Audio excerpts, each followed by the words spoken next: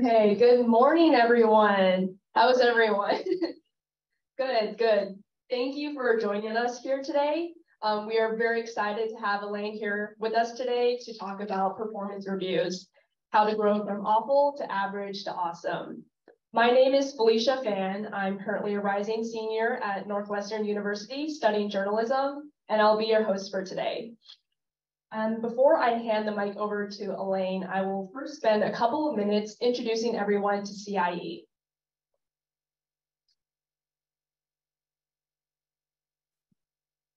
So CIE has evolved and expanded during the years. It was originally founded in 106 years ago in 1917 by a group of engineers at Cornell University. And over the years, CIE has expanded to 6 different chapters in the United States and 1 overseas. And every year, CIE puts on 3 major conferences. The AAEOY is held every year in the United States, and the METS and the SATEC is held in Taiwan and China biannually. So the San Francisco chapter was founded 44 years ago in 1979. We are a nonprofit organization serving engineers, scientists, and students in the Bay Area. And our mission is to promote technological advancement, networking, and communicating among engineers and scientists to promote the well-being of the engineering community. And below are some pictures from our annual conference from 1981 to 2019.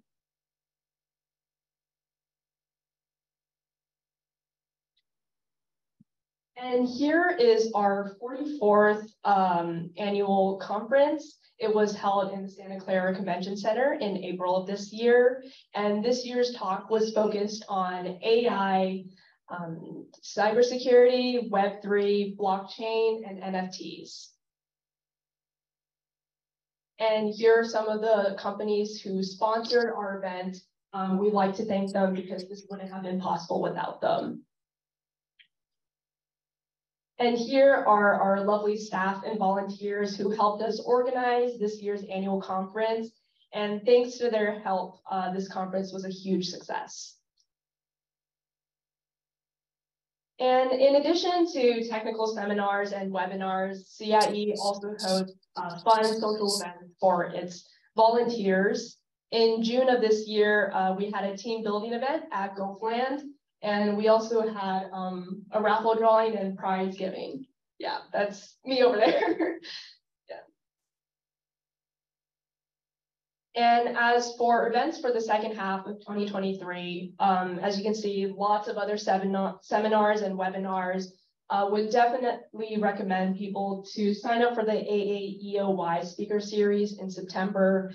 And also something else that CIE provides is study group meetups. So anyone who is interested in coding or switching to the software industry, highly recommend that you sign up and attend this. It happens weekly or bi-weekly, and we have a group of software engineers who can help you with coding. And also they have tons of interview tips.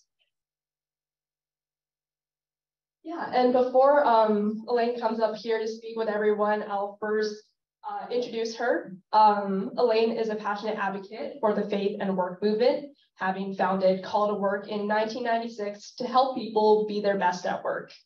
With decades of experience in mentoring and leadership, she has addressed worldwide audiences on faith and work, leadership, career development, marriage, parenting, and life skills. Grounded in biblical teaching and her personal journey, her wisdom integrates calling, career, and community experiences. Her expertise has garnered recognition through awards like Women of Color's STEM Career Achievement Industry Award, Successful Women in Business, and Most on Fire Manager. Holding a BS in Electrical Engineering and Material Science Engineering from Cornell University, a master's in Electrical Engineering from Princeton University, and executive education from Columbia Business School, Cornell Johnson, and UPenn Wharton. Elaine enjoyed a successful 33-year career as a director at AT&T.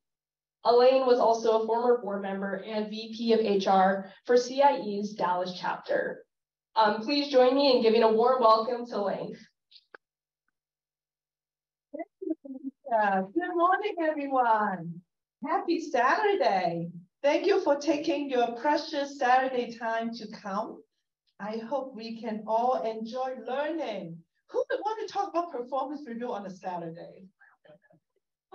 Pretty touchy, sensitive topic. Let's see if did I get it right? Yeah? Cool, great. Yeah, so I am so glad to share about,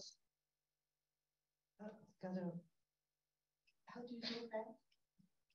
This way, good, okay. All right, so Cornell, do you know where Chinese Institute of Engineering started? Thank you. Felicia told us, so I'm very proud to represent Cornell in the CIE. And this is homecoming for me to come to Silicon Valley. Because I started, as you heard, electrical engineering, material science. I was talking to Min. I did semiconductor. So early in my career, my first professional conference, in fact, many professional conferences in my early years were all here in Silicon Valley. SPI conference, Triple Beam conferences. So it's good to be back. So I'm sending my sunshine from San Diego, where we live now. And I just celebrated my 60th birthday. I'm a grandmother, and I turned 60 on July 4th. So I'm a Yankee Doodle baby. So I'm sharing with you my experience from my 30-some years working, and especially during COVID in the last 5-6 years. In my retirement or refinement and COVID in the last 3 years, I got to teach over 1,000 registered students, sharing with them what I learned. So this is one of our favorite topics. And the peak during COVID, I was giving 30-some talks a month. And I do a lot of coaching one-on-one session for my students. So I have 4 books, which we're going to do some raffle later on. They are all in Chinese. So if you understand Chinese, you can win, hopefully. And then you can connect with me, and I will send you the actual ebook. And I'll tell you more about that later. So, performance review. I'm sure no one is awful. I'm sure no one is awful. Maybe many of us are average. And then how do we get to awesome? So let's do some very basic definition. What is performance review? And I'm going to be very interactive. So briefly, just to tell you about my background. I was born in Hong Kong. I came at age 16 as a rising senior in high school. So with broken English and Zibo Mandarin. Now I'm doing most of my teaching in Mandarin. So I had no skill in Mandarin when I first came. And my family is very poor. We couldn't even afford my elementary school tuition, let alone now being able to have graduated from Cornell and Princeton, a lot of miracles. So I was a troublemaker, believe it or not. And then after I came as a rising senior, at one point in Hong Kong, we were homeless too. And then when we came, we worked in the restaurants. I was a very good waitress. That's how I learned my English over time. And then I became a Christian. So I changed from a troublemaker to a peacemaker. All this contribute to who I am today and where I am today. And in the last 42 years as a Christian, since 1981, I've experienced a lot of miracles in my college, at Cornell, at Princeton. I met my husband, the Prince Charming, at Cornell. I was the Cinderella, very poor girl. And then worked for AT&T. How long did I work for AT&T? 33 years, a long time. Older than some of you, right? 33 years. And it was an amazing journey. I had 16 jobs. I won't talk too much about it today. And through the 16 jobs, I really branched out, starting from semiconductor, and then I did data networking, web hosting, content distribution, you name it, anything in AT&T, I almost touched. Data science, big data, fiber optics, I led the whole program office, delivering fiber to 1 million households. And I report data to the CEO on how we're doing every month. So I've done all types of projects. And the final job I did in my 33 years was software-defined network, which is a very hard technology. And it's a job that no one wants to do. Do you want to take a job that no one wants to do? Depends, right? It's a politician answer. So you may want to, if you could be successful, right? No one wants to do it, and yet you can help the company to turn around. So I took the job, and I really helped to turn around. It was my most successful career in the 33 years. In 3 months, we got 3 awards, and we multiplied the production by 10 times in 3 months. And it's also at the peak of my career that I decided to retire. Do you want to retire and leave in a high point or a low point? Yeah, so we did, and there are many other factors. At the end of the 33 years, I learned a ton. There were mountaintop experience, there were valley experience, and it's through all these experience. And today I share with you about performance review. And I teach the thousands of students to learn how to really not just living on the edge, but truly living the American dream. So let's get to performance review, a favorite topic on a Saturday morning. I applaud you for that. So the 5 W, you know what the 5 W's are, right? Who, tell me. Well. Good. And then we'll go into how do you grow. So if you're not speaking, I'm not going to speak either. So you're going to have to participate with me. So what do you think are the types? I have 6 types later on to show you. Tell me what types of performance review that you're aware of. The most popular one is with your manager. Come on. What are some typical examples of performance review? With your manager? Peer. With your peer? With your subordinates? Right? Who else? Yourself. That's a good one too. It's not on my list, but that's good. I like that. Your skip manager. Skip manager, exactly. Very good. We should do like these top 10 and good. It's one of the 6. Keep going. Who else? Exactly. Customer. Who else? So you also receive goods and products from your cross-functional team, yeah. Stakeholders, right? And then suppliers, right? So you've got them all. Look at that. And how often do you think you do them? Depends on the situation, right? So all these are options on the when. It could be once a week, or once every 2 weeks, or once a month. Most times it's once a year. And also, when I look at the performance review, and we'll go into how do you grow into awesome, it isn't a once a year event. That will be very reactive and passive. You want to be proactive in managing your relationship and experience with your boss. I'll show you some skill how to do that. You don't just wait until the end of the year and say, oh, how am I doing? That would be pretty bad. You'll get very bad surprises. So you want it to be every time you interact with your boss, for those you do performance review with your boss, that is a positive experience, that it helped to contribute to your performance review. So let's look at survey said. Top answer, we know employer, manager, and your employees. How many of you are managers here? A few?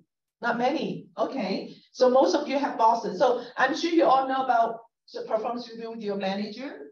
And then Sam and Sherry knows about performance review for your employees. And then you said skip level, right? Someone said, and your stakeholder, the cross-functional team. You know, stakeholders have a loud say in your performance review, especially those within the broader same organization. Because it's not just your boss advocating for you. You need the skip level and cross-function within this team to give you the vote. Because they all want to quote unquote fight for their own people. So you need to build those relationships with the stakeholders. So someone said peer and 360. How many of you have done 360 review? Yeah, so do that if you have not. In our company, we have structured tools. Some of them you pay, some of them are free. It's really eye-opening. Some of the times you may feel disappointed because these are anonymous. You don't know who it is. And so people can be honest to tell you. And you feel disappointed. Why would people think this way? But we need to learn. And that's the very reason of performance review we'll get into is to really learn and grow. So we said customers and finally supplier. So let's see, why do you think we want to do performance review? I have 5 reasons. Tell me one. I already gave you one. Now you want some we recognized. What are some other reasons for performance review? How to improve. Yes, who said that? Give her a hand. Ooh, beautiful. So it's not just about a rating and a salary raise. Those are important. But you really want to grow and improve. That's beautiful. What else? So you work hard for the whole year. Performance review, you're going to be recognized for your work. Like I said, it's not once a year event, right? You hope to show your good results throughout the year that finally contribute toward Money. Yeah, so for money, right, from the recognition, so you get rewarded for what you work on, right? Nothing wrong with that. That's a good thing. I just would say that's not the only goal, right? If your only goal is just to be rewarded, you can get disappointed and you'll be kind of chasing in vain. You want to improve. That you gave a good answer. What are the reasons? There are 5 reasons. Yes, that goal for next year. Future plan, how to improve. So you can receive feedback. And do you get to provide feedback in your performance review? Yeah, definitely. What are some example of feedback you want to give to your boss? Come on. They're going to complain? No. What are you going to do? Constructive? But what else? Thank your boss for the opportunity and for the trust. Be always recognizing them. You cannot reward them with money, but you can at least reward them with your appreciation, right? And receive and provide feedback and constructive feedback, right? Where you think you could do better or how we can do better as a team. Yes, and then improvement. That was a great answer. And the improvement isn't just for professional, and it's not just for your personal, me, myself, and I. It should also be for the whole team, that it's everyone together. So from your discussion, you set your goal for next year. And also, do you always use your potential for your work? Sometimes may not, right? So you want to make sure you find ways to fully utilize your potential. So these are all good reasons. And ultimately, I put in bold and all caps. What's that? Growth.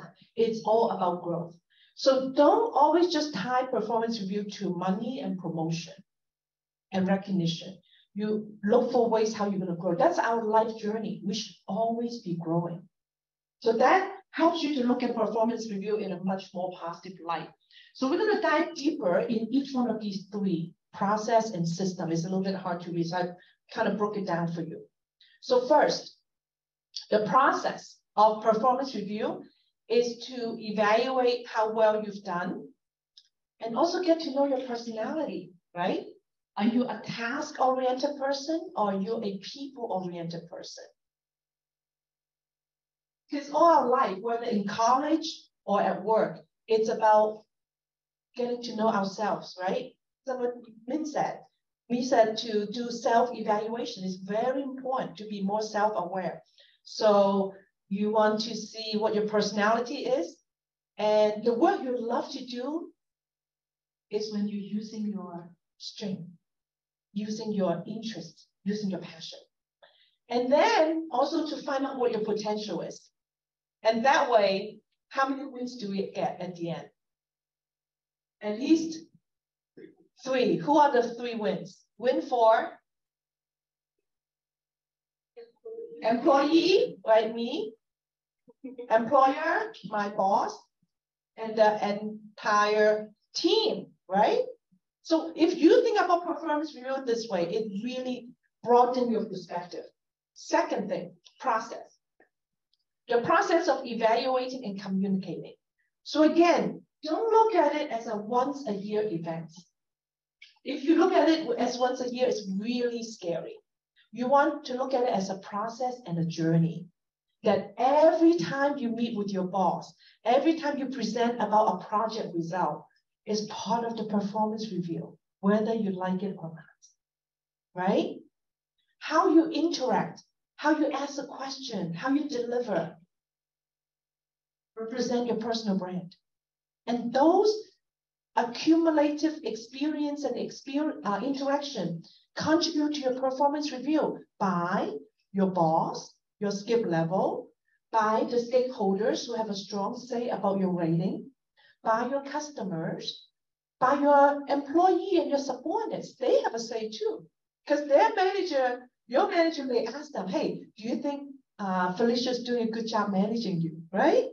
So all these, and later on you'll see how people are rated, really give us a good guideline, how to work toward.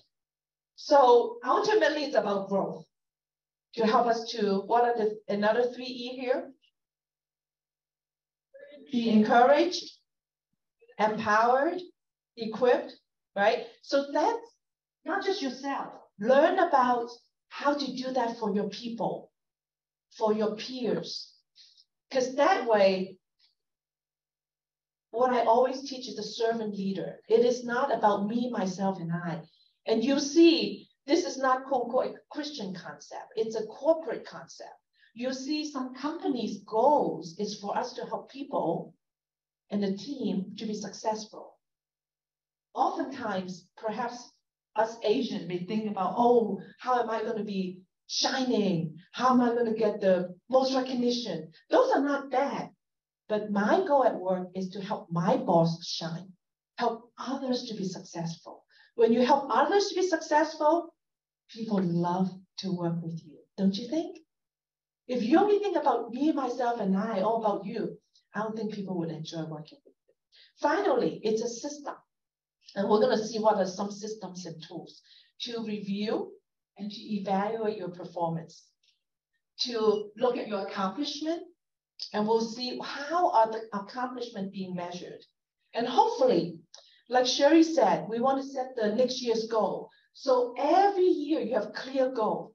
So you know, what is my boss, my company expecting me to deliver this year? So you have a clear target and a common target to work toward. It's not a moving target.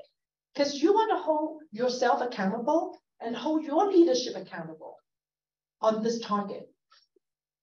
And then you very clear say, oh, understand this is your target. Do you just barely meet the target, or what do you want to do? You want to far exceed the target, right? So setting a target is very tricky. So then you have a purpose-driven goal, and you know what your priorities are based on your targets. What the customer care about, what your leadership cares about. And then we're going to go into the process and then get into the performance. So here's an example, Fortune 500 companies. It's a little bit small, and yet you can look up any company's performance review matrix. Here's an example. There are 5 categories and 16 sub-items. In the 5 categories, can you tell me, we usually say hard skill and soft skill. Do you see most of them as soft skill or hard skill? You know the difference between hard skill and soft skill? Yeah? So what do you think, which one is mostly? Soft skill, right? Very little is hard skill. Your character is very much a soft skill. It's top of the list. And if you read the detail, it talks about high integrity, honesty, trust, deep sense of caring. For the success of me, myself, and I? No. For the success of what? Our company, our customers, and employees. That's the crux of servant leadership.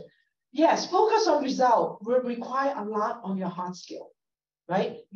So I was saying with friends coming up here that when you go to college and decide what major to take, that's an important decision. And yet, to be honest, by now you probably know, your college education is really very basic, equipping you with some core hard skill and help you how to study, how to ask questions, how to work with people, basic equipping. And then you go into your job. You're going to learn a lot of new things, right? So you don't really just use what you learned from college. Right? Doing well in college is a minimum requirement. So focus on result using your hard skill.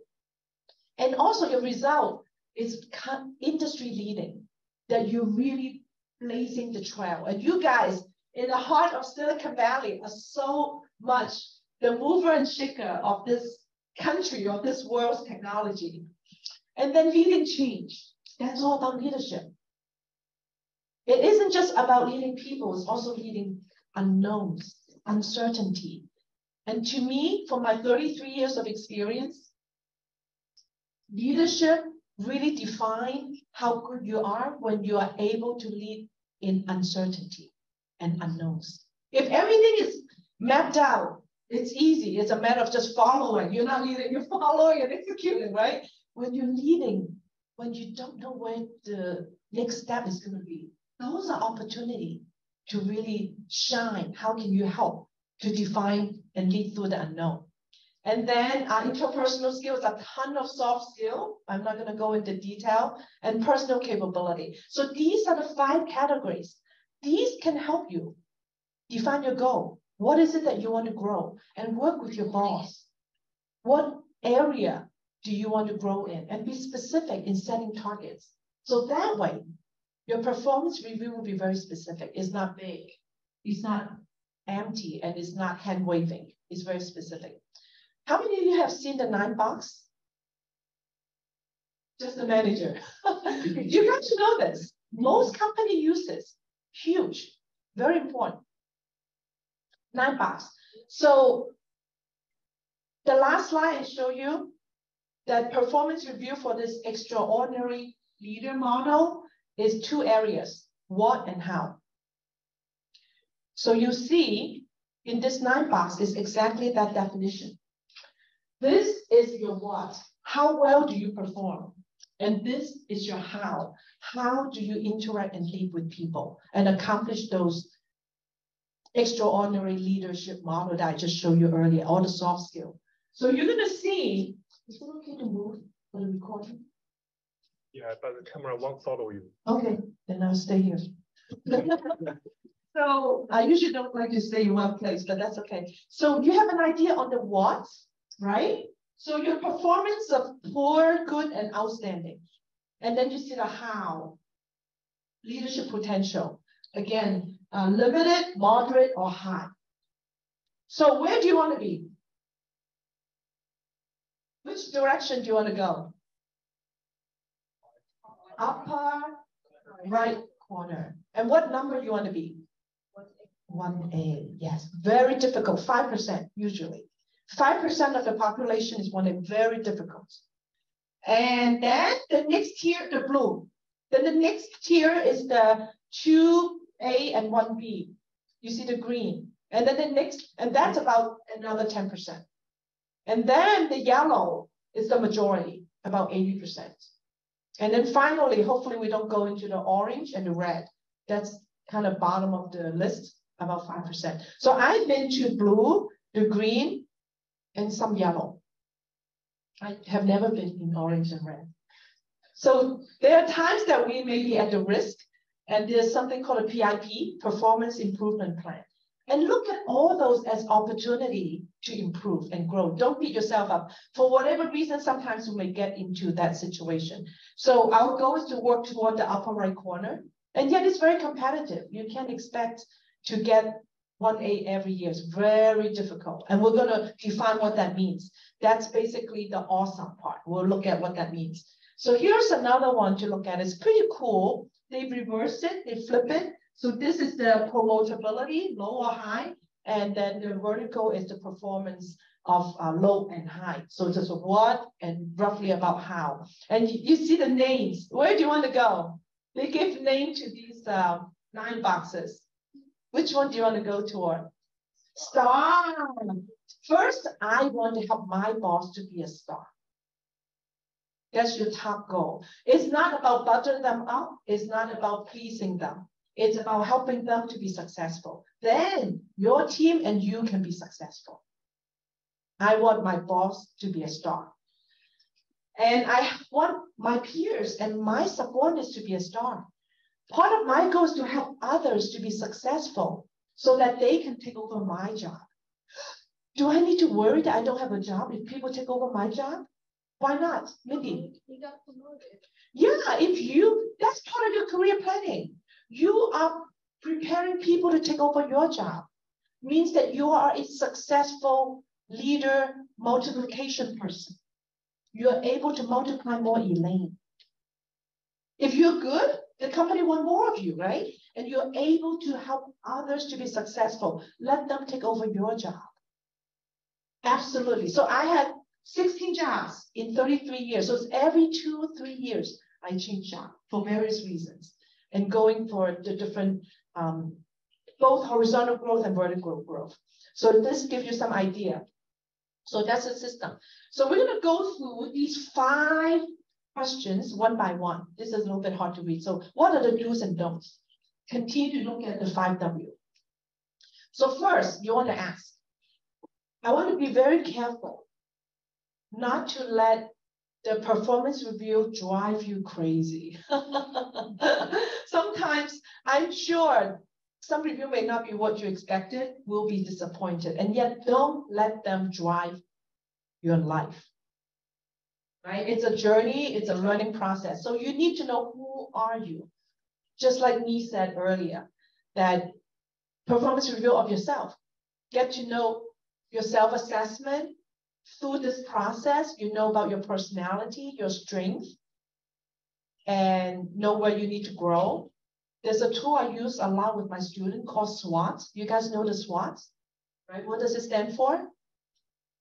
S is strengths, W, weakness, O, opportunity, T, threat. So usually we do SWOT for companies, products, services, right? I do SWOT for myself and my employee, and I help my student to do that.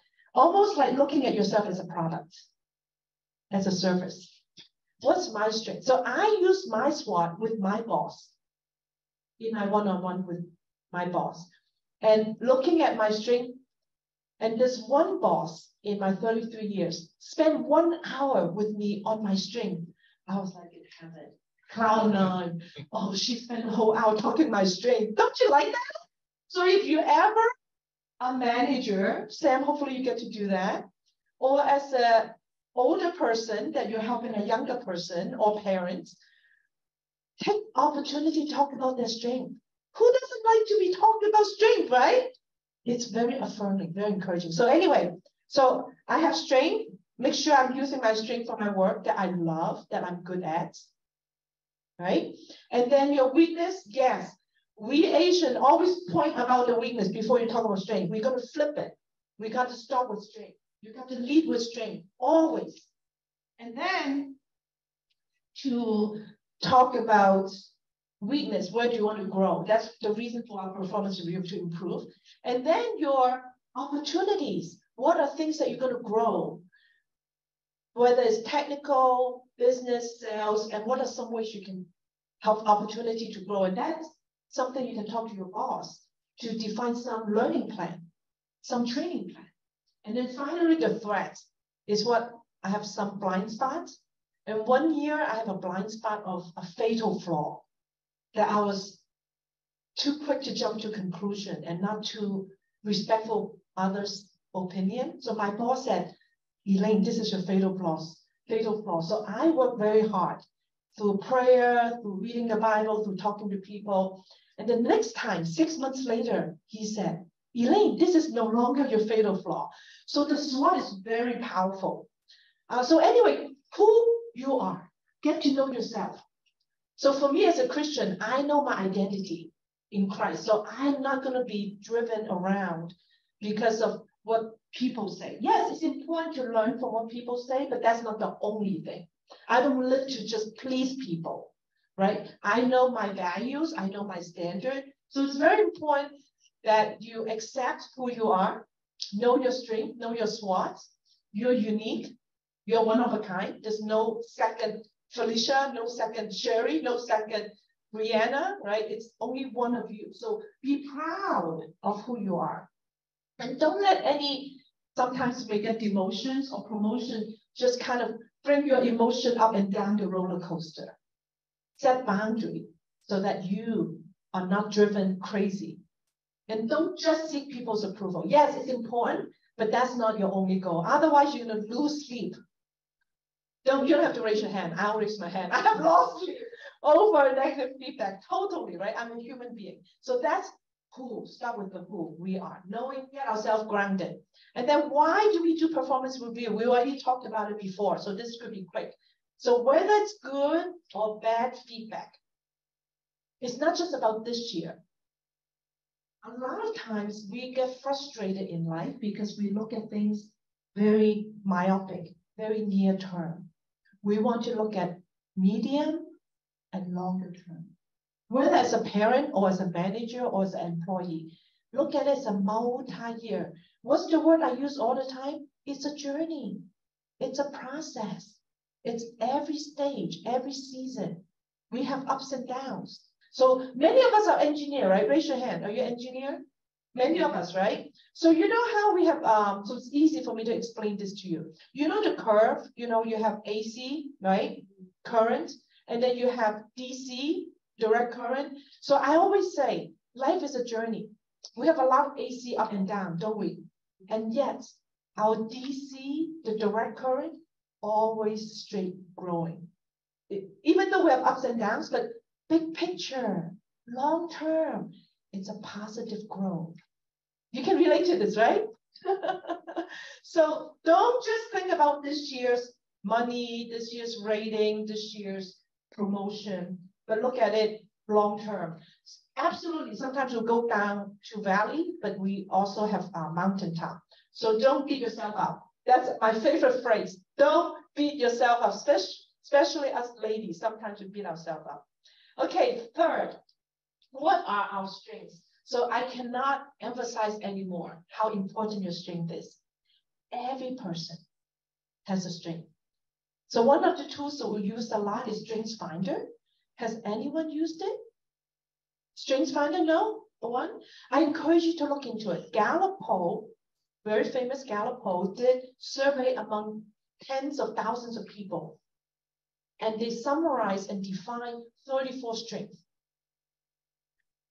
And you can buy the book, $20, and you get a code and do a survey for about 15, 30 minutes, answering 170 some questions. And then they give you a free report. What are your top 5 strengths? I didn't do it until 2017, which is just a few years ago. And I was so happy. So our whole church did it in Dallas. 2,000 some people, we all did it. And then I realized my top 5 strengths. And then I said, no wonder I love my work so much, because I was using my top 5 strengths. I'll tell you what it is at the end, because I know I'm always running out of time if you're interested. So it's powerful to know your strength so that you could truly use it and share with your boss and share with your coworkers. So that way you can progressively grow. It's all about growth, right? And be confident with your strength so that you are assertive, not arrogant, not prideful, but assertive. So that you're grounded and you know you're good at certain things. And always lead with what? Weakness? Strength. You always lead with strength. Same thing. Who would do marketing? Right? So I've done marketing. I've done the engineering work. So marketing is about lead with strength. How do you show your best? We essentially, when you go to work and your whole life is like marketing. Of course, not for the sake of selling yourself per se, but to really make contributions, to add value. So you lead with strength. What is your personal brand? Do you know your brand? Do you know your strength? So those are all part of interacting and contributing to your performance review, and be assertive. Don't compare and stare. In Chinese, 人比人气死人. It's too tiring to compare with people. Look at my 5 fingers. They all have different length. Don't compare. Everyone is different. You learn from others' strengths, admire them, appreciate them, and you complement their weakness. That's how you lead up with your boss.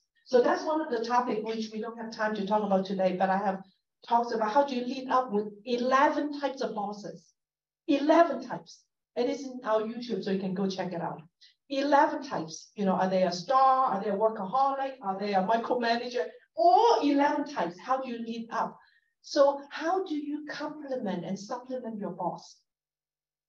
Weakness. So learn from their strength, supplement and complement their weakness instead of complaining. How can you be a blessing? Be adding value to them, whether it's your boss and all the people that you work with. So don't compare and don't compete.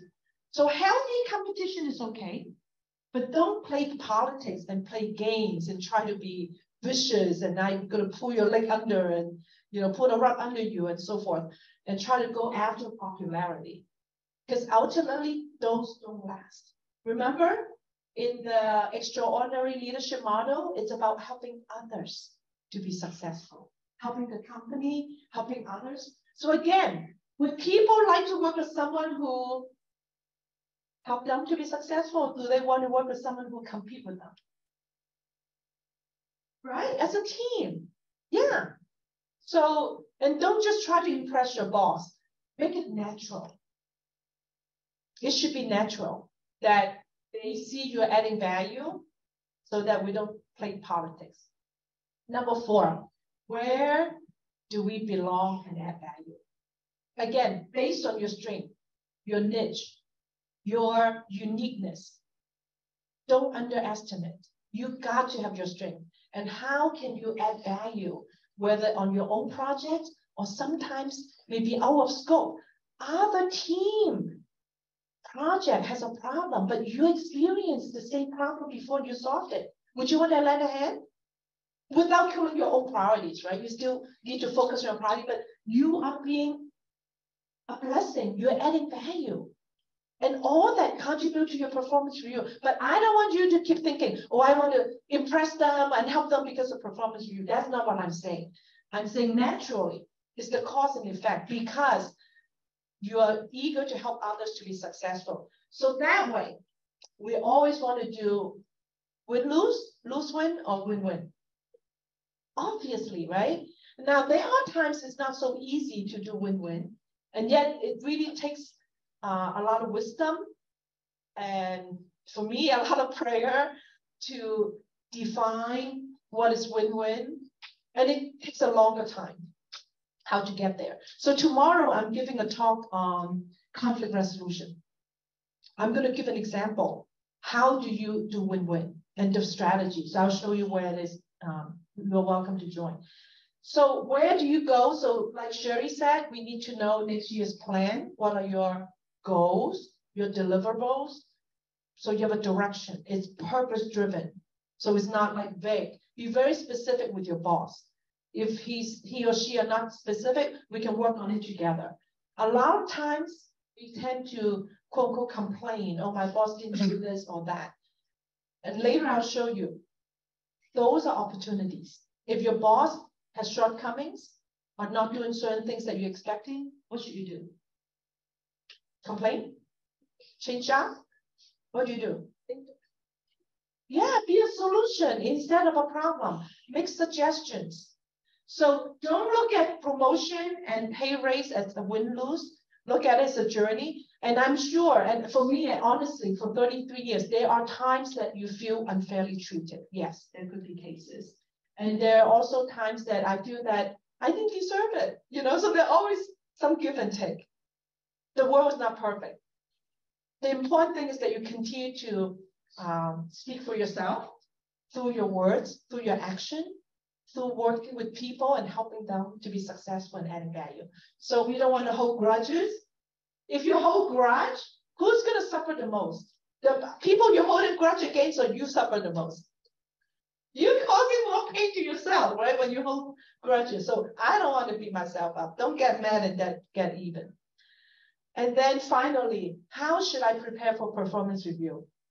This is all about proactive, regular one-on-one. I'll show you how to do one-on-one with your boss. And hopefully, if you're a manager, you can help your people to do very proactive one-on-one with you. And you all know what SMART goals are? S, specific, M, measurable, A, achievable. So it's not like unrealistic, right? It's not pie in the sky. So it's achievable. R, relevant to the business priorities, to the company, to the team, to the customers. And T, time bound. All these are part of your goal setting.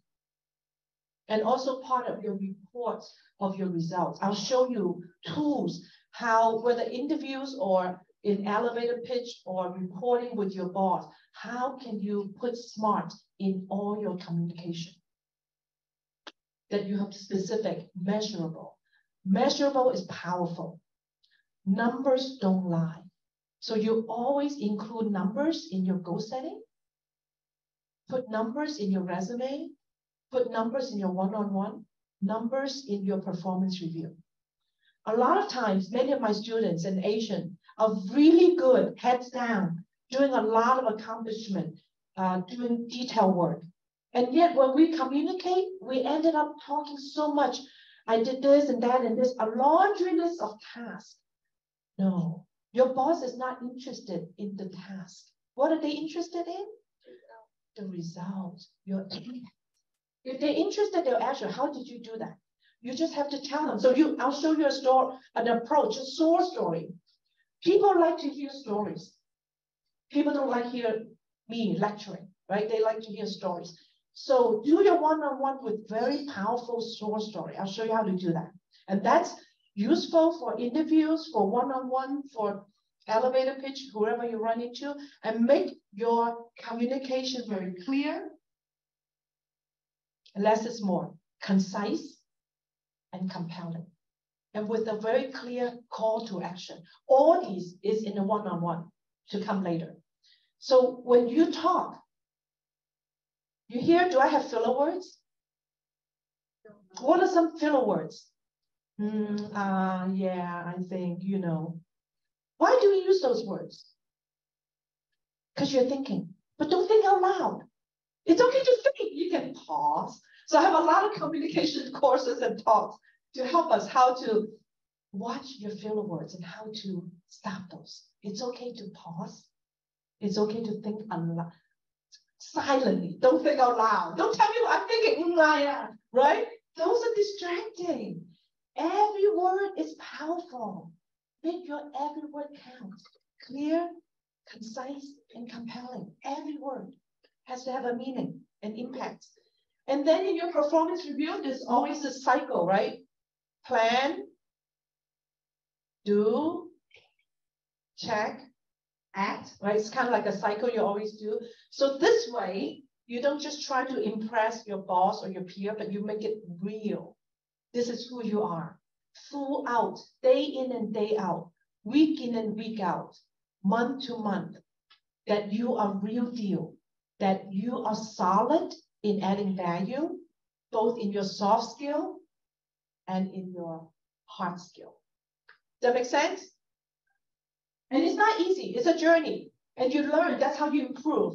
And don't be vague, right? If you have certain disagreement with your boss about performance review, what do? You discuss. Don't right away say, oh, I don't agree with you, and defend for yourself, right? You listen, ask for examples and specifics. Okay, got it. This project. So I did this, and you're suggesting that I should do that.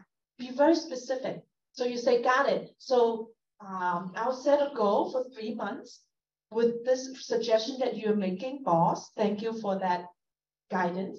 I will set a goal to address that. And then 3 months later and say, boss, how do you think I did with this particular recommendation? Right? Be specific.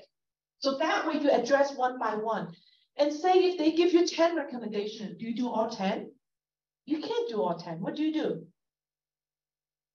Prioritize. Start from the most important one, right? And what's the one that adds the most value, or the one that is the least resistance or easiest? Figure out a priority with your boss and say what you want to work on, so that you're very specific. So don't make excuses and defensive. Yes, you can speak for yourself. I'm not saying that just take everything in and be a man and being stepped on. I have many experience and tools and techniques to help set boundary and be assertive without offending people. So as I was teaching all these communication courses, and I give role play an example.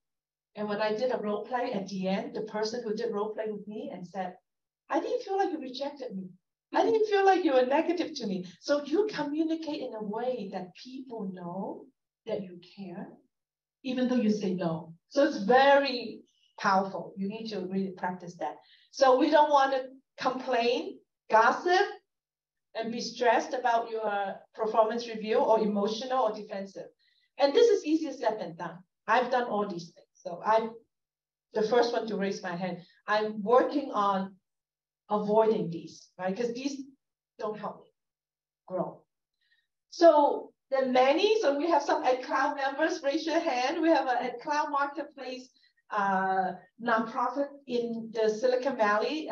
Coach Sam leads the leadership circle that I'm part of as well. And Joanne is like the whole education department. So in 2020, I believe, the beginning of COVID, I gave a series of communication and different talks in English. So these are all on our YouTube and our website. So here's an example, and I'll give you the gist of this.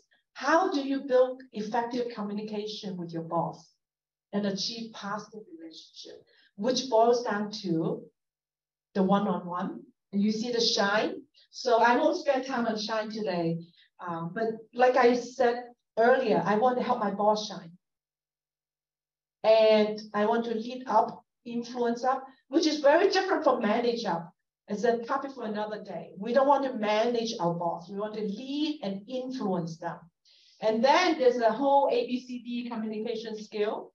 And the one-on-one is what I'm going to focus on today. So this is the ABCDE. There's a whole YouTube series on that. Active listening. There are many skills to help you practice active listening, like you're doing, responding to me, eye contact, nodding your head, that you're acknowledging, you're listening, your body language. Do you see I have body language? Right? That's why I don't like to stand here like a tree, right? I cannot do that. So I taught children use Sunday school. I would go around, like he's naughty, I'll get near him. No, I don't mean you're naughty. I'm just saying as an example. So once the teacher get close to you, they would, oh, better be behaving and paying attention. Yeah, body language. So as we give presentation, you have a space that you would walk around and get close to the audience. The body language is powerful, not just eye contact. So you see, I look at you, right? Do you feel that I'm almost as if I was speaking to you only? Did you see that? Do you feel that? That's very powerful. When you do presentation, you have about 3 seconds looking at a person. Don't go like this. You don't ping pong around, right? And then you move around where you can on the stage and maximize your presence, both in your facial expression, your body language, and where you move around. Very powerful. So all these I received executive coaching, as I had a lot of executive education and training. So that all helped us to. Your body language, you know, for the first impression, impact is the most powerful. The visual is, who remember, some of you took my course, who remember what percentage is body language, the visual? 55%. Huge, which is great. For us, we're still practicing on our verbal. Verbal is only 7%. So for me, not a native English speaker, so I can maximize my body language or visual. So when I meet with my boss and my skip level, I use PowerPoint and make it very clear and concise to help me to communicate. So you have to think about visual. Verbal is only 7%. And what's the middle one? Voice. Voice is 38%. So your voice is whether you're high pitch, low pitch, fast, or don't just talk like that. It's very monotonous, like a professor teaching. Right? So you got to think through the 3 Ds. Anyway, so body language, character praise. When you praise people, like I said, boss, thank you for your encouragement. Put character words. Thank you for being so responsible. Felicia, thank you for being so well prepared as our MC and so articulate. So put specific, don't just say, oh, awesome, wonderful. That's so empty. So put in specific character and detail. I really like how you finished this project with all these data. People like that. Do you want to be liked? Well, I said you don't live to please people, but you want to be liked, right? You want to build good relationship. And then discipline your tongue. In short Chinese, 少开金口，多说金话. But it's a lot of wisdom to go deeper. Don't open your mouth unless you have something good to say. What is something good to say? What is 金话? What's something good to say? Just like the character praise. Things that build people up, to encourage people, not things that tear people down. We mommies are so easy to tear people down, right? So we really need to build up our children, build up your coworkers, your boss. They all need encouragement. And then express affirmation. That's a whole hour talk. So go check out our website. This is my contact information. If you want to follow up, you can take a picture of that. My email, my WeChat, Facebook. This is our website, call to work with the ed.org. And it has English and Chinese content and also YouTube channel. I'll show you later. Okay, let's get into one-on-one.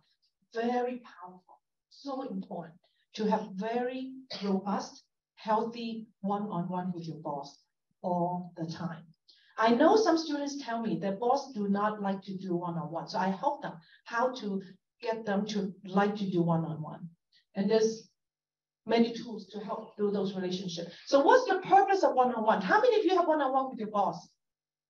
Many of you do. Yeah, beautiful. How frequent? Weekly? How long?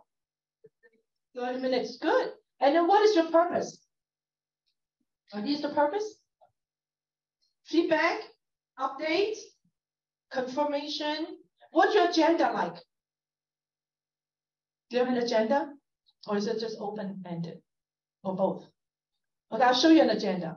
So the goal is to make good connection, alignments with them, your expectation, to encourage and inspire one another. Remember the affirmation and character praise, and to get feedback.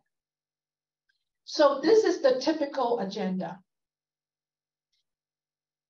30 minutes, like you said, and we can look at all these 8 P's. You're going to talk about some people, not that holding them, but kind of team and so forth. You talk about projects, you talk about products and process, and all these one-on-one are opportunity to shine, not just yourself, but the team and the boss. And we'll go into the source stories that you can highlight what project was done, what results, what impacts, and what product feature was defined or delivered, and the process. What process did you do that could improve automation, efficiency, right? All these are part of what your boss would like to hear, what the company is looking for. Of course, profits. There could be problems. I'll tell you how to handle problems. You don't just bring the problem to your boss. You don't want to be a problem walker. You want to be a solution walker. And what do we do? How do you do that? So we'll go in a minute. So then politics in quotes. I said earlier, don't play politics, but there are people doing politics, right? And to be honest, I actually look at politics not always just a negative way. Politics is about influence, about aligning agenda. I think we could have positive politics. You can have positive influence and align the agenda for the good of everyone. So I don't look at politics just negative. And then promotion, in quotes. We don't just live for promotion. Remember, we talked about it. And also promotion. There's a whole career planning topic we can go into, but not today. But promotion isn't just a vertical. I told you in my 33 years, it wasn't always just vertical. There's a lot of horizontal. For me, I grew so much in my horizontal. So consider 30 minutes like what you're all doing. So these are the 3 C in the agenda.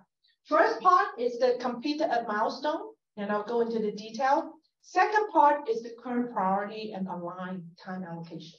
Most times are these 2 agenda topics for the 30 minutes. And then once in a long while, you do the third one, which is, what is that? The last one? Career planning. You don't talk about career planning every single time, right? You do it once a quarter, once every 6 months, but it's part of your one-on-one. It could be a separate time. So let's start with the first one. Completed milestone. Remember, don't law and told him and her all that you did. Don't go through the whole laundry list of what you did. And we're going to show you how to do the source story. They care about the results. They care about what problem you solved. And the source story is going to help you do that. So again, clear, concise, compelling. And then, okay, you're telling me this. Is it a FYI? Or is it a ask for help? Just like how when you do emails, right? In email, you need to upfront tell people. Don't just send like 3 pages of emails. They still don't know what is your purpose. What is the call to action, right? So it's like reading newspaper. The top half of the newspaper, we don't use newspaper anymore. So let's say homepage, top half of the page. That's the key takeaway. You need to tell people, is it a FYI? Is it a decision to be made? Is it a cry for help? Be specific. So call to action is very clear because there's always a purpose for what you're communicating. If you don't have a purpose, it could be a disaster, right? So it's always purpose driven. And then show impact with numbers, not just all the detailed tasks. Seek feedback, have a conversation. Don't have to say, oh, what do you think, boss? How do you think I did? Not that, right? Not always just pointing to yourself and say, boss, based on this progress, what are your thoughts? How do you think we could improve? What do you think the team did well? Don't just point to yourself. Hopefully, if you're leading a project, it's about the team. People know who make things happen. With some exceptions, some people will probably give you a hard time or steal your credit. Those are rare exceptions. And then be very specific what support you may need. And then when you have a problem, of course, we're going to have problems, right? Our life is all about problem solving. All our career, all our job is about solving problems, whether it's AI problem, medical problem, financial problem. Our whole journey in life is solving problems. So it's not a bad thing. In fact, you know what? Stronger and better leaders are not the ones who solve problems only, are the ones who define the problem, who identify what the problem is, define it, and work on a solution.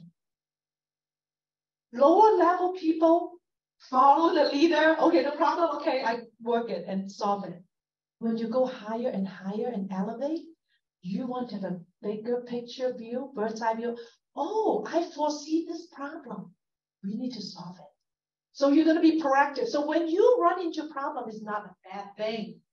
So Monday, hopefully you say, yeah, thank God it's Monday. I'm going to solve some problems. People may think that you're crazy, right? But yeah, so when you have a problem, you look for opportunity. It's when you have a problem that you could contribute and add value and shine. So when you have a problem, you don't just go into your boss office, I have this problem. What do? Not a problem walker, what do? How do you do that? Yeah, you do your homework, talk to stakeholders, figure out what are some scenarios, right? Boss, I have this problem. I defined it, I found it, and I did homework, work with this, and that team. We defined these case 1, 2, 3, like to run it by you, right? That's proactive leadership. That's a solution walker. Second agenda, and the last one of the one-on-one, the other half of the time is to make sure your results, your time, your allocation of time and your priorities fully aligned to your boss. So you clearly lay out, these are your projects, your priority, how you spend your time. And you know, I experienced that, I know. Your boss always wants us to do more with less, right, Sam? Sam is our big boss here at Intel, right? Don't you usually want the team to do more production with less resource? Unreasonable, you're tough. But I mean, that's the real world, right? That's the reality. That's about efficiency. Of course, we need to be reasonable and we need to set boundaries. So we need to be clear. While you may have 5 projects, your boss may give you 3 more. No surprise. I'm sure that's happened, right? So you say, boss, thank you for the opportunity and trusting me. Don't say, oh, you say, boss. So this is called a communication technique, something called a sandwich technique. The bread and the top and the bread and the bottom are positive, and the meat in the middle is something that you may suggest that people may not want to hear, but you still say it in a way that people didn't know that you rejected them. That's what my role play told me, right? So I say, boss, thank you for trusting me with more responsibility. I welcome more ways to contribute. And don't say but. You say, and if you say but, all that go out the window, right? Say, and I am working on these 5 priorities, and I understand these 3 are important. I want to discuss how we want to align and adjust, da, da, da, da, da, da, da, da. And then the final bread is this way. I'm very aligned to what you need, and I would put time in where it's important to the team and to the business. Does that make sense? So we need to kind of weigh it out. So align expectation, avoid surprises. No boss likes surprises, even though it's a pleasant surprise or good surprise. You don't want your boss to hear good news from other people if it's something you did. So be wise, be timely when and how you're going to let your boss know about whether it's challenges or good news, so that, because no boss is like surprise. And then as you go through these priorities, it's clear to say, okay, these are above the line. I've got to do these. These are must have. And these could be below the line, but I'll work on those 2, but I want to make sure these above the line do not fail. I make sure they're successful. So that's how we do the one-on-one.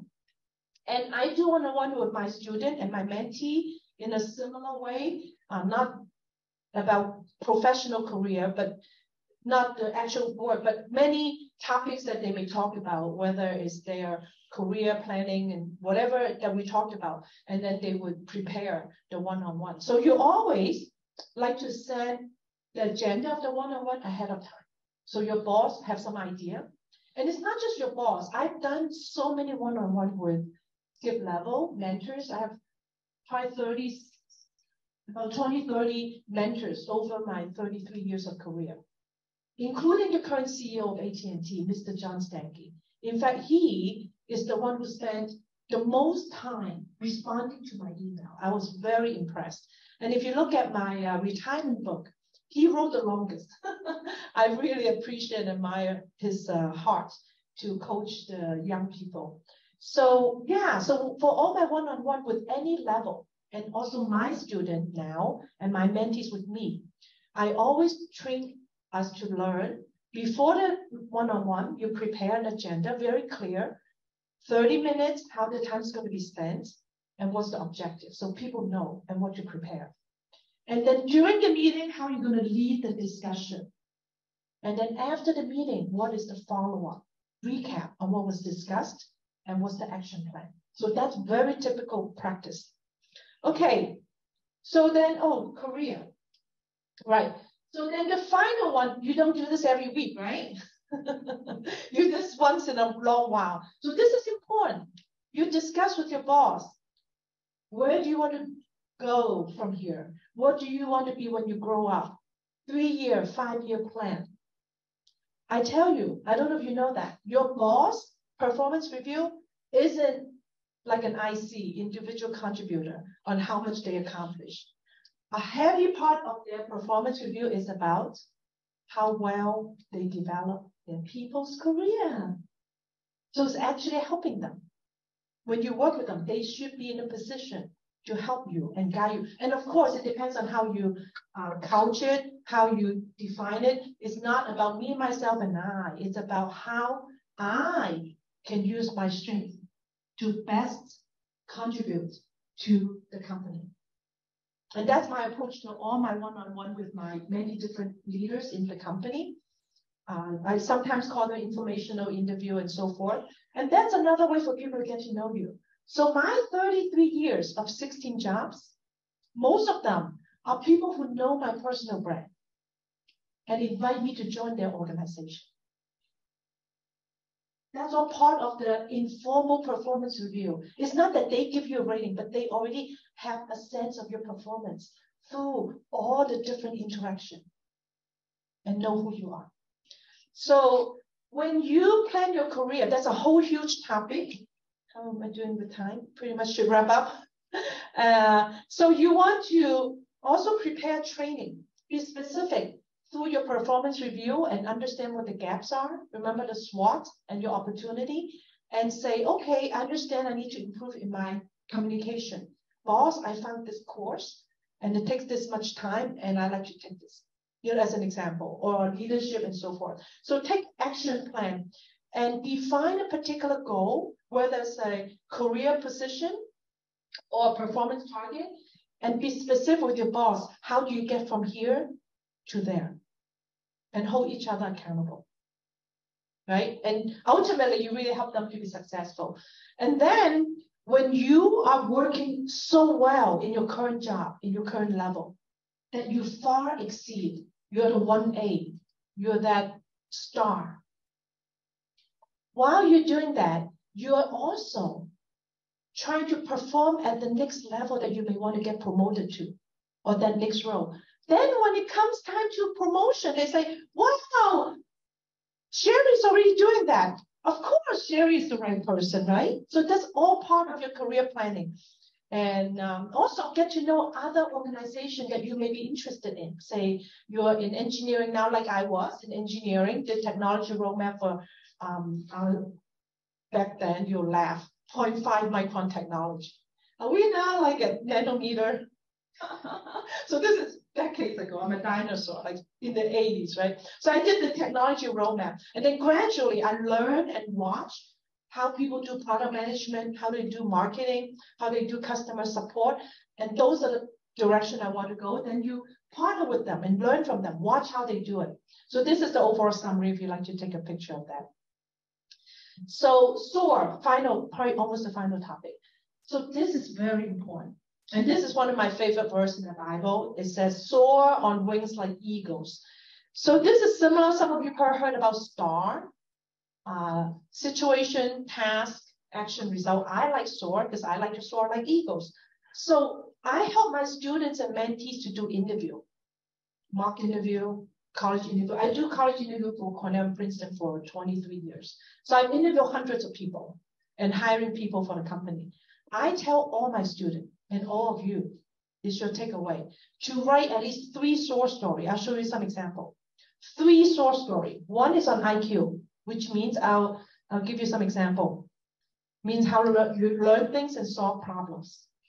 EQ, it's about emotional quotient, handling difficult people, relationship, and I'll give you an example.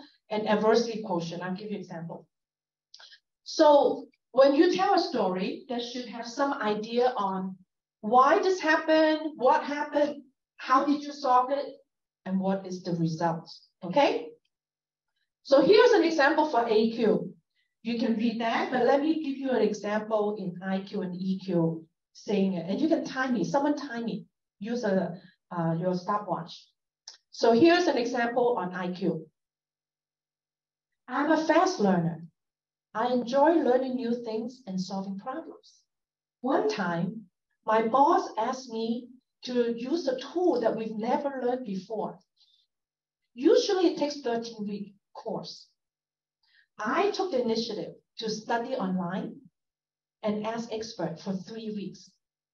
As a result, I learned the tool and I helped our team to use the tool and deliver a successful project. How long was it? 29 seconds. It took me an hour working with the student. And he went through all these gyration detail. He found a tool. You don't need all that. So you elevate and bring it at a high level. Did you hear the story? Was it powerful? Did you hear the before and after? That's the gist of the story. You need to compare and contrast. Compare how it was difficult. It was 13 weeks. You hear numbers? 13 weeks. And then how long did it take me? 3 weeks, right? So break apart that story, the SOAR story. I'll give one for EQ. Very politically correct, very polite. I'm a good team player. I enjoy working with others and help the team to be successful. One time I joined a new group, and there was a coworker who tended to be a little bit difficult to get along. They don't like to talk to people or interact. Well, I did not give up. I continued to greet her and help her when she needed. As a result, we became friends and we worked on a paper together and presented at a conference, and we got an award. How long was that? 33 seconds. So prepare these stories ready for your elevator pitch.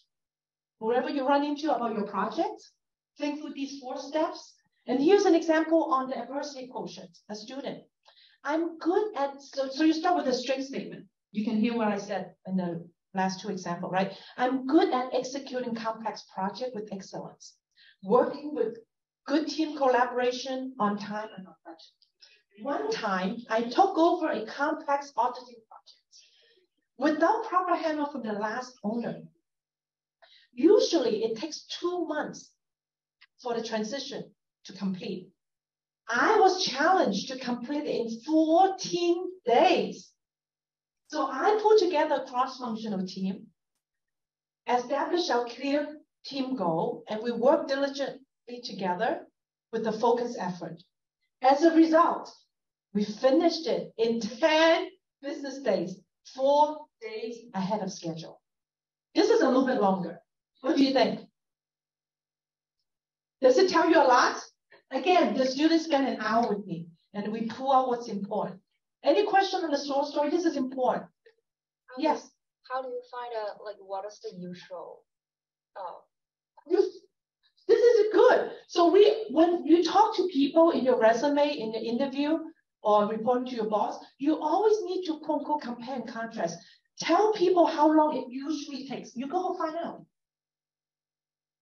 Otherwise, if you just give out a number, there's no reference. So your number needs to have a reference. For example, what was the target? Say 80. Oh, now we got 100.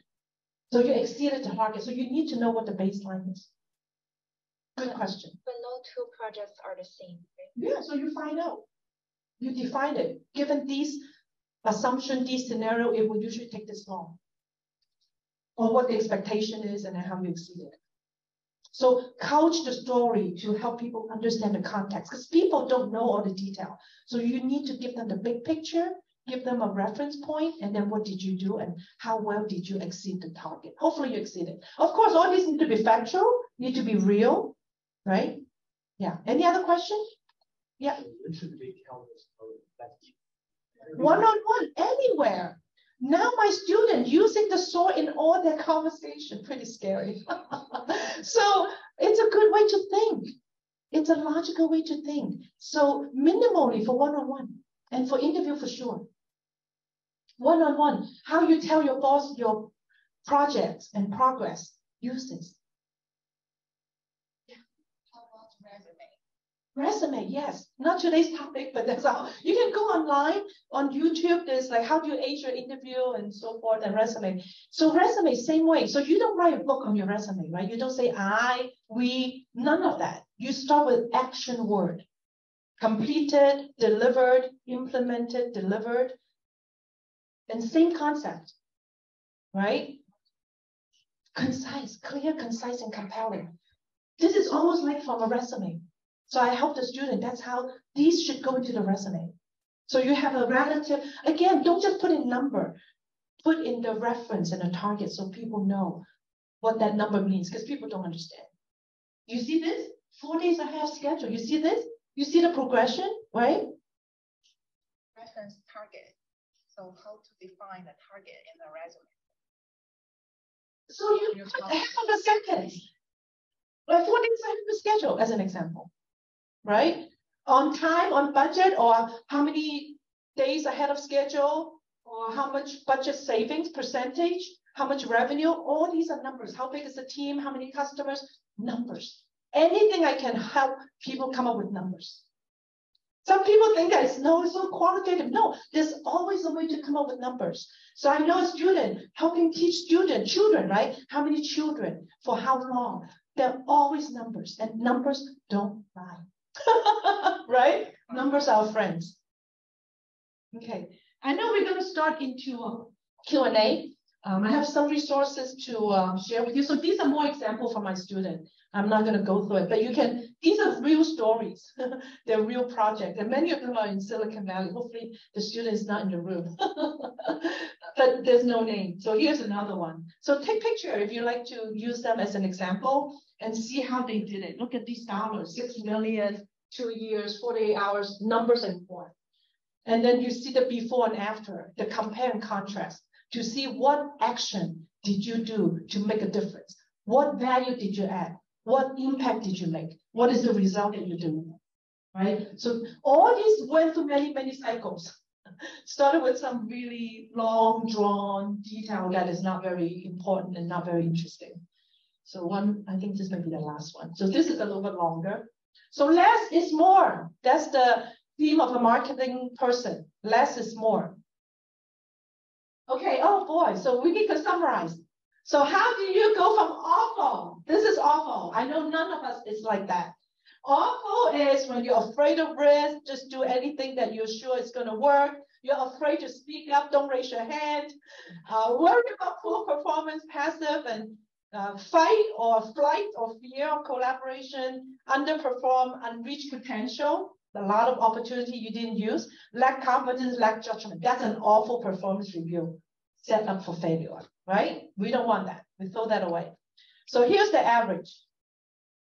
That's most of us, 80%, right? Remember this performance rating, 5% is 1A, and then 10% is the next tier, and then 80% is majority. Most of us are just average, that we achieve what's expected. Very hardworking for sure. I know we are all very hardworking, but we may not work smart. So I teach about assertiveness. It's not just about heads down. You need to learn to raise your head so people know who you are, what you do, and build relationship with people. I don't mean to brag or to be arrogant, and yet you need to know, people need to know who you are, that you exist. You're not just like a little transparent person and just get things done. You need to build relationships. So a lot about networking. And then engage in team building, collaboration, heads down, reach your target potential, not exceed yet. And then we tend to be reactive, right? So you can imagine what awesome is going to be. It's further above and beyond the average.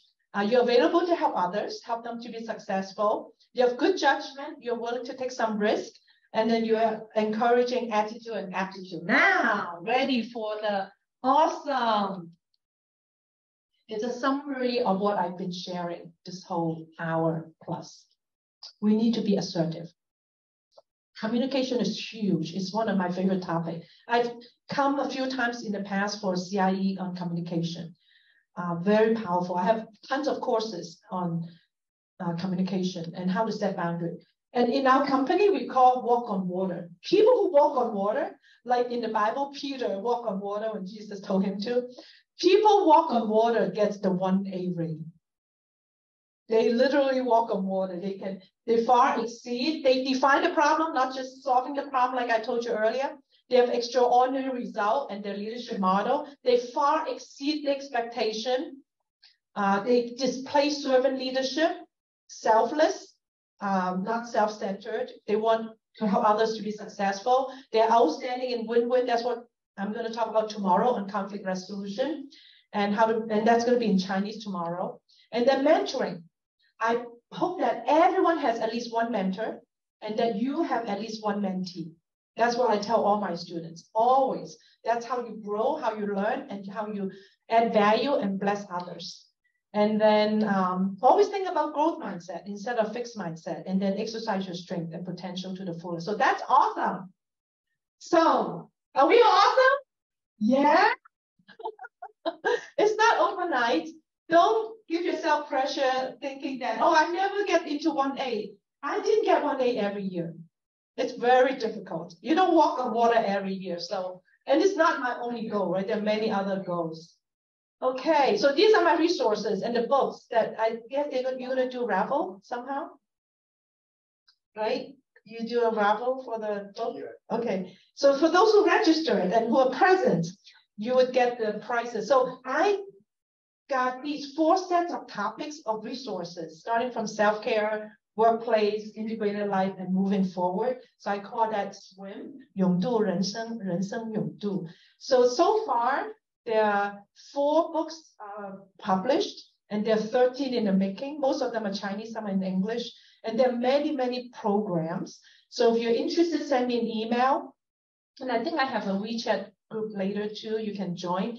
And all the blue ones are programs. They're 15-minute short video online, and you can learn. And the orange ones are the books. So those are the ones that we're going to raffle away, book 1 through 5. And so for self-care, these are examples of topics. So if it's Chinese, it's Chinese topic. English is English topic. So the first 2 books are 三全其美的人生, how do you manage your time, work-life balance in Chinese. And then how do you manage your energy, your stamina, 精力管理术.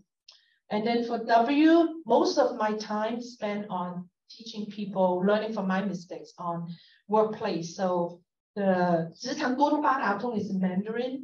How do you, there are 15 very sticky situations with your boss, your coworkers, subordinates. So that's a whole package. And then 职场使命 is what I spend the most time. This has the most content. I hope that you choose this one if you win the raffle. So you can pick and choose. There are 4 sets that you can pick from. Okay, so let me move on. I is integrated life. So I taught the 人生下半场 a few times. Very popular course. And there's also a program going on now, which is the next QR code, 未雨绸缪的下半场. So you can take a look at that. This QR code will take you to a free program. I think they're up to program 10, hour 14. So almost done. So every Friday they launch a new program, but all the old ones are there. So this QR code will lead you to a site in Singapore. And then finally, moving forward. So we have ongoing student sharing, testimonies, and devotions. So these are the 4 books coming up. This one is time management. And then the second one is energy, stamina management in Chinese. And then the third one is, so all these QR code will lead you to the actual site. 职场沟通八达通 is communication. And this is the whole package. Especially in China, there's a group who package it all. And this is easy to send to you in WeChat as well.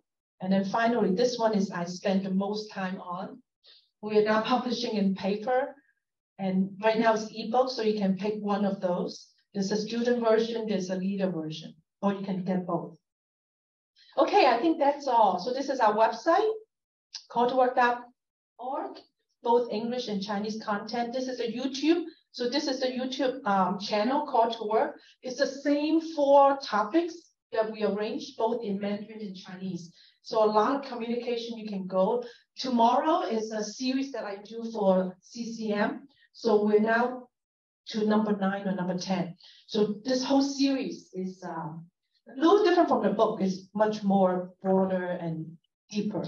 So tomorrow is number 9 or 10 on conflict resolution. So there are all types of talks. You can go check it out, Mandarin or English. So here's some example, and then also students' testimonies.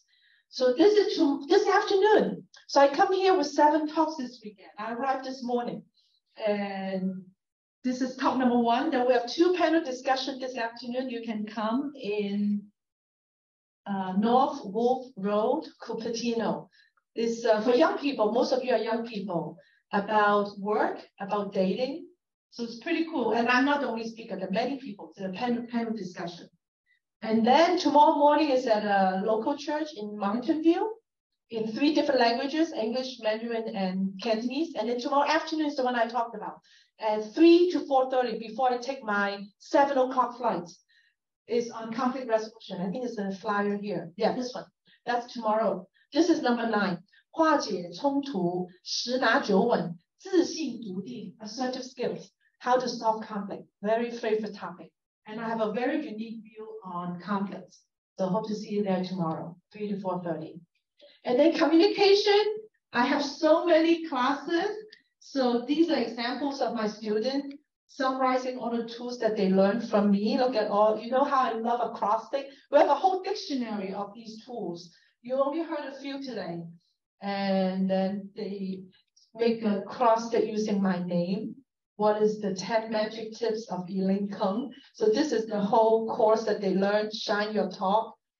And it's a ton of tools on communication because it's such a big topic. So this is what we just finished. We had graduation last week. Mindy is one of our small group leader. And we have almost 100 students online for 5 weeks learning how to shine. So there are a ton of tools. And some of them I learned over the years from executive education, from my own experience. And then one I took from MIT, I spent a few $1,000s I learned from them. So I share with my students. So these are the dictionary, the glossary of all our tools, 18 pages of glossary. And then this is mind map. A student put all the mind map. So I told you the 11 types of bosses. It's in here, the next one. All these 11 types. What are they like? And how do I lead up? So this course will help us understand all that. And then there's some in the YouTube, so you can check it out. Okay, time for more questions. Yes. Yeah, thank you so much, Elaine, for the great presentation today. Thank you. And I really love your energy. Like we are talking and also like your language, your smile and all of this. Yeah, Thank you. so much. Yeah, I have actually 2 questions, but for the sake of the time and also giving other audience opportunity to ask questions, so I will just pick one. Yeah, thank you so much. So my question is that, like in this hybrid mode, right, some of us work from home and we have lots of virtual meetings every day. So, like you mentioned, like for the communication, like the body language or everything, like the visuals, they are very important. However, like how to, still have pretty good communications while we cannot show our body language or even the visuals. Yeah. So there's a talk on my YouTube, Call to Work, that says the do's and don'ts of Zoom and how do you maximize your presence. So my last 3-4 years teaching is mostly on Zoom. So you still can do body language and it's harder and yet you could, right, Mindy? You can see my smile. I'm always energetic, smiling, eye contact, your voice, your tone, your pace. And I tend to talk too fast, and I should slow down. But you still could show some body language. And the hybrid, I have a lot to say about that. Again, some of the YouTube talks, you can go check it out. So hybrid, more are asked to go back to the company, right? So you want to leverage the best of both worlds, meaning in person is valuable for personal interaction, to get to know and people know your face, know who you are, what you look like, what you contribute. So you try to coordinate and you collaborate. So you try to coordinate with people who you need to meet on the days that you go into the office. Maximize the benefit of in-person. And then when you are working at home, it's huge benefit to be quiet, focused, and in fact, we work longer when you work at home, don't you? Right? In your PJ all morning, day, night, which is not good, right? So maximize when you're working at home to do quiet project delivery work so that you have best of both worlds. Yeah, thank you. And then still do one-on-one. And during COVID, I had a lot of talks about how do you make the virtual, I have a whole acrostic on virtual, VIRTUAL. How do you maximize your virtual work experience? You may need to do extra one-on-one, not just your boss, but your coworkers, because everyone is so stressed from COVID. How can you reach out and give them that extra care and encouragement? And do virtual coffee, 15. There are a ton of things you can do. Yeah, good. There were a couple of hands. They're sitting in the front of good students. Yeah. Oh, thank you for your energetic presentation. I really love it. And I have one question about how to prepare for the performance review meeting. I mean, we talk about performance review, we talk about one-on-one meeting, and there will be a performance review meeting where your manager will give you a rating and ask, do you have anything to say? What is your feeling? And what question should we recommend ask? What we should not ask? Good. So I covered some of those, but in summary, before the performance review, again, it's not a once-a-year event. It's throughout. And you wrote the performance review. You wrote the report, not the 10 pages, but clear, concise, right? The source stories and so forth. And you can even volunteer to help your boss write the performance feedback too. Say, boss, so that's helping them too. Of course, they will change it. So you would go in prepared with your story to affirm. First, remember, thank your boss for giving you the opportunity and be specific, character praise. I really appreciate this year's opportunity. Start with thanking. Remember the sandwich, always the bread, right? Affirming them, what they did, and be very specific. Just say, oh, don't just say, oh, you're a great boss. Say, boss, I really appreciate this year. You really helped me grow and give me this project. And, you know, again, you practice makes perfect, right? Don't go too long, right? So you need to be clear, concise. It's a short story, 1 minute to thank them. And you would expect some feedback. I'm sure over the months of one-on-one, you already know things that you need to improve. And be ready to say, I understand I need to work on this. And I have an idea about an action plan. We can discuss in the one-on-one or something like that. So you have action steps, a plan to grow. Remember the whole SWOT. Use your strength. Make sure you hear from your boss what your strengths are. Yes, I appreciate you knowing my strength. I want to keep using this. And how can I use this strength more in that project? And oh, I understand I'm short in this area, in my weakness, and some action plan in a priority order. And then what are some opportunity? What things you need to grow, right? Whether it's project management, communication, and be specific on your plan. So take away some acknowledgement and affirming them, and also action to act on, a plan to act on. Does that make sense? Good. There's another hand. This group. Hey, Len. So I have one question. So talking about the strengths, what would you consider as your top 3? Oh, yes, that's right. And yes. how do you find it? Through peer feedback or through your self-retrospect? Yes. Very good question. So thank you for reminding me. So we do have time I can answer. My top 5 strengths, very funny, very easy. It's among the 34 from StrengthsFinder. And then you're right. You can find your strength from your own self-aware, from interacting with people, 360-degree feedback, conversation, letting people tell you, and then you're open-minded. If you're defensive, people don't want to tell you because you don't want to hear, right? So it's not easy. It takes a lot of courage and confidence to say that, to ask them. So my top 5 strengths, A, B, C, D, R. Achiever, believe, connectedness, developer, and responsibility. So I'm very strong in project management. I have my own SWOT I can show you in the future. And I told you, most of my 16 jobs were people inviting me to join them. In fact, my last job, my boss always say, it took him 3 years to finally get me to join his team. And that was the job to do this project no one wants to do because it's very difficult. Software-defined networks, really amazing. So I'm very strong in project management. So you can see achiever and responsibility. Double whammy. Like you give me something you don't have to worry about. I'll get it done. Well, right? So believe, I have a strong belief system, my Christian faith, believe in people, facts, connectedness. I'm very big in networking. Networking, my definition is not about asking people to help you find a job. Networking is about building mutually beneficial, meaningful relationships. Even though my bosses and skip level are senior than me, I can still be a blessing to them.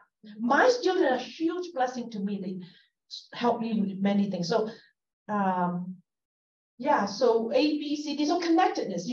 I connect the dots, connect the facts, connect people. There's a running joke in Dallas. This person's been there. So he's a TI, Texas Instrument VP. He said, Elaine's 3 months in Dallas, no more people than his 30-some years in Dallas.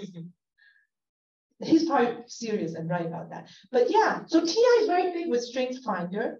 They have everyone in the company do it, and you can recommend your group to do it because you get to know each other, and they post the top 10 in the front of the cubicle. When they come in, they say, okay, you are achiever, okay, I give you something, I don't have to worry. Oh, you're strategic, oh, I can. So that is beautiful because that's how you build a team. Does that help? Did that answer your question? Yep. Okay. Yeah, question. So thank you so much for the very good presentation here. So I learned a lot from it. Yeah, tons of information. Yeah. So my question is, since you mentioned your experience at AT&T twice, where you first joined and then you're working on a project where which no other people want to work on, probably is really hard. So when it's very hard, like really challenging, no one wants to work on it, how do you know that you will be successful on it, or you don't have the clue at the beginning? Yeah. Yeah, definitely. No one has a crystal ball. So I'm a Christian, so it's a huge benefit for me because I have, when I teach some of the courses from a Christian perspective, I have 5 steps of making decision. And it served me well for 42 years as a Christian. So every decision, whether small, medium, or large size, following these 5 steps never went wrong. So it may not apply to people who are not Christian, but in general, my first step is the scripture from the Bible, what it says. The Bible doesn't say go to AT&T, but the Bible does give me a lot of principles and ways for me to connect well with God, and that's a source of wisdom. Second S is spirit. As I pray, through the Holy Spirit giving me confirmation, peace, and guidance. And the third S is support. People who love God and love me, they are my support. My family, my coaches, my Sunday school teacher, the people who support me. And fourth S is surrounding. Surrounding is where we spend most of our time, which is circumstances, which is where we have a lot of tools. So I have a 5P tool, we have a SWOT tool, we have the pros and cons, the analysis, the paralysis, the common sense, a lot of tools to look at this job, right? Do I have the strength? And I have this whole model, the IT and PI, different career model. Which model am I? And then how much do I bring into the job? Is it 50% skill? And how much am I learning from the job? Another 50%? Or some people are high risk taker. Maybe I only bring in 20% skill and I'm learning 80%. So you have to do all these analysis. So number 4 is where most people spend time to go through. But I have these 5 steps. And finally, the 5th S is sovereignty, that I trust that I do my best and God will bless me with the rest. And that's been my experience for 42 years. So more specifically, the tools, and then, but basically these steps still relevant in talking to people and looking at the. So the difficult job, no one wants to do. So I know about the project, and I know it's very visible project. And of course, if you fail, the whole company knows that you fail, right? So it's a matter of risk taking. That is your, so again, through that 5S, right? As I pray, my family, and we say, okay, we're going to do it. And then turned out to be very successful. Yeah, thanks. Okay, Sherry. Thanks. So the presentation is very thoughtful and informative. And I have a simple question. And how you work with a boss need a lot of babysit. And so you want your boss give you right guidance, you want to grow, right? So you don't want like conflict with your boss. Yeah.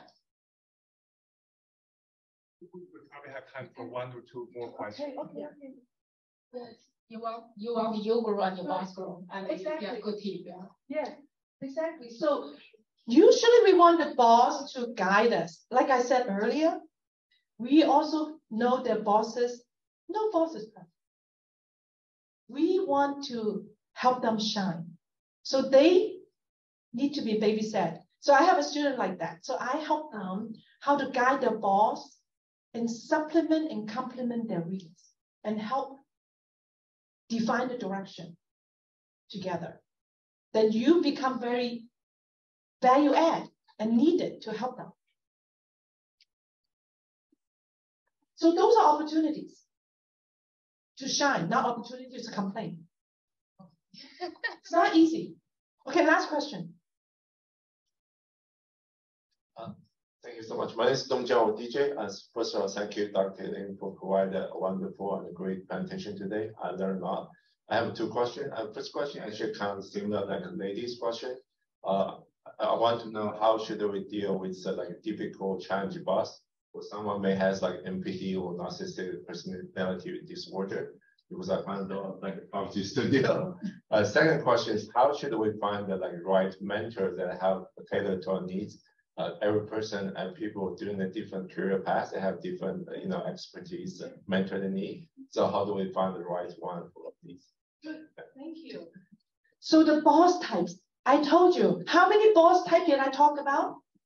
11. Go find it. It's on the YouTube. I go through every one of those 11. And then mentor is a very important topic. It's also on the YouTube. Very important. Mentoring is so important to me all whole life. So again, for me as a Christian, I pray and I look at leaders who projects and their value that I can resonate with. And then I would pray for opportunity. And I have, like the CEO, I'm very honored to spend time with him and that he's been very responsive. So not every single person would be a mentor. You have to look through their value that align with yours and the projects they work on and their capabilities, something you want to model after. And then you don't go and say, oh, can you be my mentor? They probably run away. You say, I heard your presentation on this project last week. I really like this and that. You got to add value. You need to use SOAR example, right? Active listening, repeat what you heard and how you have some interest in this. And I did research and I have some idea. Can I grab coffee for 15 minutes or drop by for 5 minutes? Like short. And then over time, when you quote unquote impress him and that you add value and that you would develop a relationship and say, may I set up another follow with you? And then at some point, so I have all types of mentors. I have a whole lot of talks about mentoring and different types and so forth. Some are so-called organic. When you have a need or a particular situation, you will ask them. And then some could be regularly, once a month, once every 6 months, all depends. So I still have my mentors now. I always have mentors. I'm writing the book and I have some mentors guiding me and so forth. So yeah, does it help? And then use the one-on-one model idea and what I explained. Always be respectful of their time. They're very busy, right? So for my student, I give them 1 hour, which is a lot of time. So you always prepare in advance what the questions are, agenda, what is it that you want to accomplish? So people have a mindset and prepare, and then you lead the discussion and structure agenda, and then you follow with action plan. And then you don't just go to them when you have problem. You actually update them. I have students like that. Say, oh, teacher Elaine, you helped me with this. I used it. This work. And then, oh, I got promoted. I got a job. Tell good news. Don't just like, give me, go and ask them when you need them. You know what I'm saying? And update. People feel so encouraged that, oh, my time was well worth spent. Does that make sense? Okay, thank you for all your questions. Maybe afterwards, I think we can move on. Thank you so much, Elaine. I'm sure all of us learned a lot of different techniques from SWOT to SMART to SOAR that we can use to understand ourselves and our strengths and be able to talk about our accomplishments. And so thank you so much again.